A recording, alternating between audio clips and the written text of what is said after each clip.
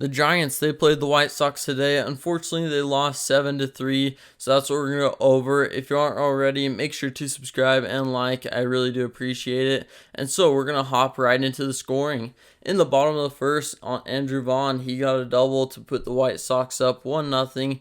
And then Gavin Sheets, he singled to bring in another run, making it 2-0.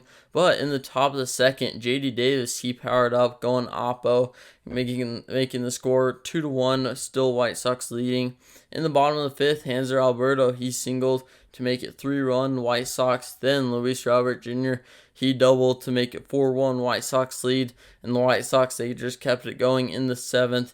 Yohan Moncada, he singled on a ground ball to Brandon Crawford, so that made it 5-1. And then Gavin Sheets, he got another single to make it 7-1. Luckily, in the top of the ninth, Jock Peterson, he doubled to give the Giants a less embarrassing loss, making it 7-3. But that was the final score. And so the Giants, they have gone back and forth. They get shut out, then they score 7 runs. Then they get shut out, and then they score 12 runs. Then today, they only score 3. So this offense is really inconsistent.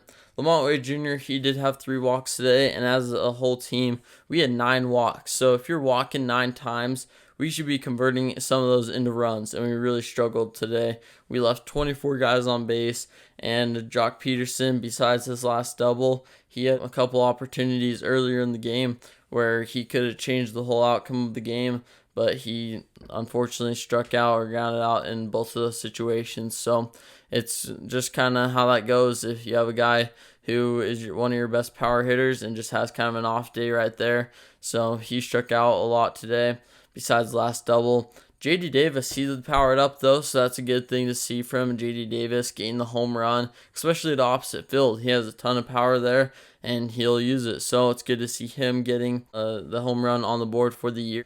Logan Webb, he started the game going 5 innings, allowing 4 runs on 9 hits and getting 4 strikeouts.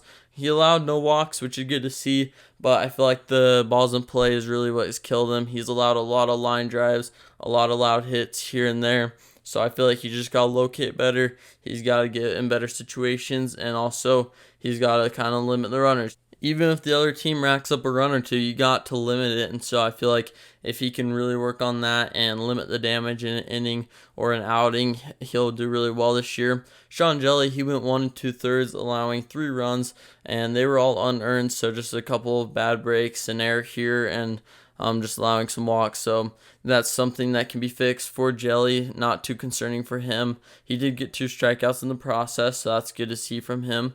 Scott Alexander, he came in a jam and got out of it thanks to a strikeout, and he's looked really good. He has a really good sinker, so he could be sneaky good bullpen piece for the Giants. Tyler Rogers, he came in for a clean 8th inning, allowing no hits, no walks, and no runs. And so that's good to see from the pitching.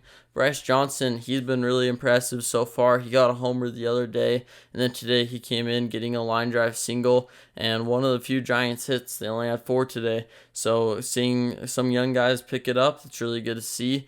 And he is also a really good base running piece. And so a lot of things that can go right for the Giants in the season, but we've just got to execute, and we've got to keep being consistent. We are really inconsistent right now, and that's going to kill us in the long run. Baseball is a kind of a streaky sport, and being up and down all the time is not good. So we've got to pick up some pace and got to keep going in the right direction while keeping the bats going, the pitching good, and everything kind of healthy and keeping our depth. So that's something that we'll hopefully see improvements throughout the year. Hopefully Kepler addresses that, but we'll see how it improves over the next week or so, and then I think we can tell what direction this team will go through in the rest of the season. So that will do it for today's recap. Make sure to subscribe and like if you do end up enjoying. And I'll see you next time for a new SF Giants recap video. By slowing it down.